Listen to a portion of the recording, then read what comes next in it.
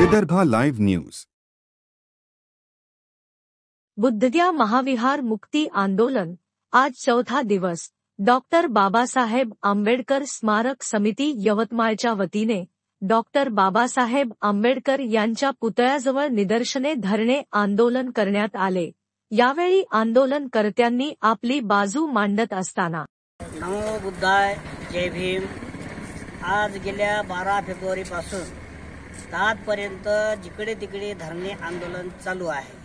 अखिल भारतीय भिक्खू संघाचं आंदोलन ही चालू आहे। देशा विदेशातल्या भिक्खू संघाचे आंदोलन चालू आहे। तर हे कशासाठी? तर जे आमचं महाबोधी विहार हक्काचं आहे, ते आमचं महाबोधी बुद्ध विहार आमच्या बहुजनांच्या बौद्धांच्या ताब्यात यावं, भिक्खू संघाच्या ताब्यात यावं, एवढीच आमची मागणी आहे।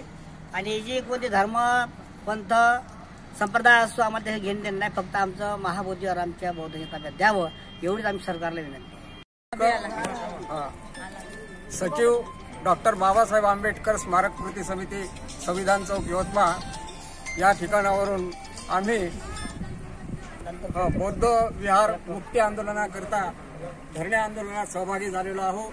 या ठिकाणी आम्ही जिल्हाधिकारी कार्यालयात सामूहिक निवेदन देण्यासाठी आलेलो आहोत। बौद्धांचा जो कायदा आहे तो या ठिकाणी नसून बौद्ध गया मंदिर कायदा 1949 रोजी जो बिहार सरकारने केलेला आहे हा चुकीचा आहे आणि तो रद्द करण्यात यावा असं आमच्या सर्वांचं बौद्धांचं म्हणणं।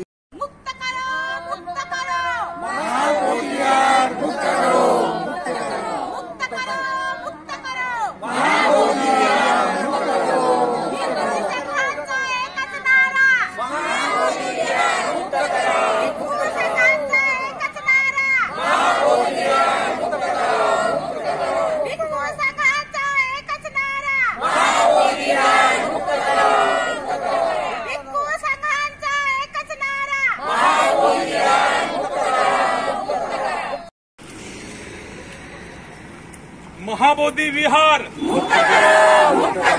महाबोधी विहार महाबोधी विहार 1949 का कानून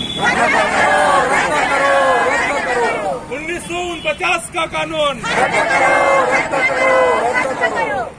दुपारी धरणे आंदोलन संपल्यानंतर डॉक्टर बाबासाहेब आंबेडकर स्मारक समितीच्या पदाधिकाऱ्यांनी यवतमाळचे जिल्हाधिकारी यांच्यामार्फत महामहिम राष्ट्रपती यांना निवेदन सादर केले।